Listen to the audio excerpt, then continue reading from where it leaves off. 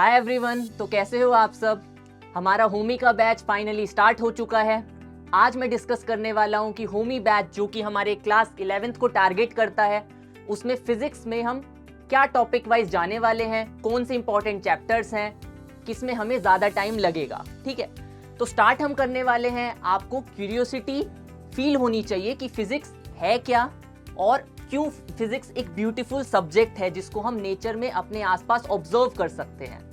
तो उस फ्रंट पे स्टार्ट करने के बाद हम अपना पहला चैप्टर स्टार्ट करेंगे, that is units and dimension. ये जो हमारा चैप्टर रहेगा यूनिट्स एंड डायमेंशन, ये हमारा एक फंडामेंटल चैप्टर है। ठीक है, ये बहुत ही इजी है। ठीक है, तो ये हम बहुत क्विकली कवर कर सकते हैं। इसको कवर करने के बाद आपको पता है कि मैथ्स के बिना फिजिक्स तो नहीं होने वाली है, तो उसके लिए हम स्पेशली कुछ फिजिक्स के टूल्स भी कवर करेंगे। जितने भी टूल्स फिजिक्स के फ्रंट से इंपॉर्टेंट है वो आपको पहले कराए जाएंगे। ये डेफिनेटली बहुत इंपॉर्टेंट होने वाला है। देन हम स्टार्ट करेंगे मैकेनिक्स। ठीक है, तो मैकेनिक्स में हमारे पास डिपेंडिंग अपॉन मोशन एक डायरेक्शन में हो रहा है या मल्टीपल डायरेक्शंस में हो रहा है, हम इसको 1D और 2D में सेपरेटली स्टडी करेंगे। और ये दोनों ही चैप्टर्स बहुत ही इंपॉर्टेंट है। ये आपके फाउंडेशन चैप्टर्स हैं, क्योंकि जो चीजें हम यहाँ सीखने वाले हैं ये आपके 12th में भी यूज होंगे। ठीक है, कवरिंग अपॉन दैट पार्ट, यहां से हमारे जो फोर्सेस कॉजेस की बात होगी वो हम बात करेंगे न्यूटन्स लॉ से। तो पहले हम बात कर रहे हैं इनिशियल चैप्टर में कि मोशन कैसे हो रहा है, हम उसकी प्रिडिक्टिबिलिटी की बात करेंगे। लेकिन यहां से हम कॉजेस की बात करना स्टार्ट करेंगे कि मोशन हो क्यों रहा है। तो यहां से आप फिजिक्स का फील ले सकते हैं, है ना। तो ये चैप्टर मोस्ट इंपॉर्टेंट रहेगा और ये सारे ही चैप्टर्स आपस में रिलेटेड हैं। न्यूटन्स लॉज हो गया, वर्क एनर्जी पावर है और रोटेशन है। तो ये सारे चैप्टर्स आपको लाइक अ स्टोरी फील होंगे और जब इसमें क्वेश्चंस आएंगे तो भी मिक्स्ड वैरायटी के क्वेश्चंस आएंगे, तो इन पर आप स्पेशली ध्यान देना। जब हम बात ग्रेविटेशन की करते हैं तो ग्रेविटेशन रिलेटिवली एक सिंपल चैप्टर है, लेकिन अगेन अगर आप इसको फील लेना चाहेंगे तो आपको ये बहुत ही इंटरेस्टिंग लगने वाला है। ठीक है, इसमें आपको बढ़िया फील आएगा। ठीक है, अब हमने यहां तक जो बात की एक मेजर मैकेनिक्स का पोर्शन है, लेकिन हम कहेंगे कि हमने फोर्सेस की बात की, हमने मैकेनिकल चीजों की बात की, लेकिन स्पेशली जो हम अपने आसपास देखते हैं तो हम प्रॉपर्टीज की बात करते हैं।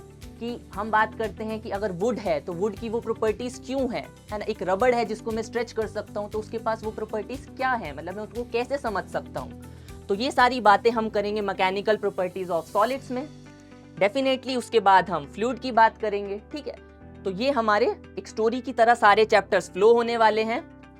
और आफ्टर दैट मैकेनिकल प्रॉपर्टीज के बाद हम बात करेंगे थर्मल प्रॉपर्टीज की। अब अगर मैं उस सिस्टम को हीट करता हूं तो उसके टेम्परेचर चेंजेस होंगे, कुछ इफेक्ट्स होंगे, उनको हम स्टडी करेंगे थर्मल प्रॉपर्टीज में। और अगर मैं इन थर्मल प्रॉपर्टीज की स्पेसिफिक ब्रांच की बात करूं, है ना, तो इसको डिटेल में समझने का तरीका हो जाता है थर्मोडायनेमिक्स का। तो थर्मोडायनेमिक्स और थर्मल प्रॉपर्टीज ये एक डिफरेंट टॉपिक्स हैं। जब हम स्टार्ट करेंगे तो मैं बताऊंगा ये कैसे डिफरेंट है, क्या इनका एसेंस है। ठीक है, और जो काइनेटिक थ्योरी ऑफ गैसेस है, ये इनकी जो बेसिक अंडरलाइंग अजम्पशंस हैं। ठीक है, तो यहाँ पर जो भी हम बात कर रहे हैं ये थर्मल प्रॉपर्टीज की यहाँ पर मेजरली बात कर रहे होंगे। फिर लास्ट के जो हमारे 11th के टॉपिक्स आते हैं वो आते हैं ऑसिलेशन के और वेव्स के। तो हम अपने डेली लाइफ में देखते हैं कि अगर मैं म्यूजिकल इंस्ट्रूमेंट्स की बात कर रहा हूँ तो कैसे म्यूजिकल इंस्ट्रूमेंट्स में जस्ट एक स्ट्रिंग के वाइब्रेशन से हमें beautiful and musical sounds produce होती है ना। तो वो सारी एप्लीकेशन फ्रंट से और फिजिकल फ्रंट से बातें हम इन चैप्टर्स में करने वाले हैं। Those are oscillations and waves. तो ये हमारा फिजिक्स का प्लानर रहने वाला है। इसमें ऐसा नहीं है कि हम सिर्फ थ्योरी पोर्शन करेंगे, बल्कि हम साथ साथ इनकी क्वेश्चन प्रैक्टिस भी कर रहे होंगे। और आपको ये सब बैच ज्वाइन करने के बाद और ये सब लेक्चर्स अटेंड करने के बाद आप रियलाइज करोगे कि ना सिर्फ आप अपने स्कूल के एग्जाम्स के लिए, बल्कि जितने भी कॉम्पिटिटिव एग्जाम्स आप देने की सोच रहे हो, चाहे वो IIT हो, नेस्ट हो, जेईई मेंस हो, नीट हो, ये सारे ही आप बड़ी इजीली क्रैक कर पाएंगे। तो इसी के साथ मैं कहूँगा कि आप स्टार्टिंग से एक फाउंडेशन पे ध्यान दो, स्टार्टिंग से वर्क करो इन पर, ताकि आपको 12th में दिक्कत ना हो। तो ऑर्डर हमारा ये रहने वाला है। लेकिन अगर हम बात करें कि इसमें ऐसे कौन से चैप्टर्स हैं जिनमें फॉर्मूला ज्यादा इंपॉर्टेंट है या कुछ में डेरिवेशंस होंगे, ठीक है। तो अगर हम स्टार्टिंग से ही बात करें तो ये सारे जो चैप्टर्स हैं मैकेनिक्स के, ये सारे कॉन्सेप्ट बेस्ड चैप्टर्स हैं, यानी इसमें फॉर्मूलाज तो हैं ही, लेकिन अगर आपने इनके कॉन्सेप्ट ध्यान नहीं दिए तो आपकी फाउंडेशन वीक रह जाएगी। और वहीं पर अगर मैं बात करूं सॉलिड की, फ्लूइड की और ये जैसे थर्मल प्रॉपर्टीज और ये सारे चैप्टर्स की, आप देखोगे कि ये थोड़े से चैप्टर्स है जो कि डायरेक्ट फॉर्मूला बेस्ड है। अगर आपको फॉर्मूला पता है और थोड़ा सा भी कॉन्सेप्ट पता है तो रिलेटिवली आप क्वेश्चंस कर पाएंगे। इसलिए अगर मैं कॉन्सेप्ट के फ्रंट से बात करूं तो आपको मैकेनिक्स के पोर्शन पर ज्यादा ध्यान देने की जरूरत है।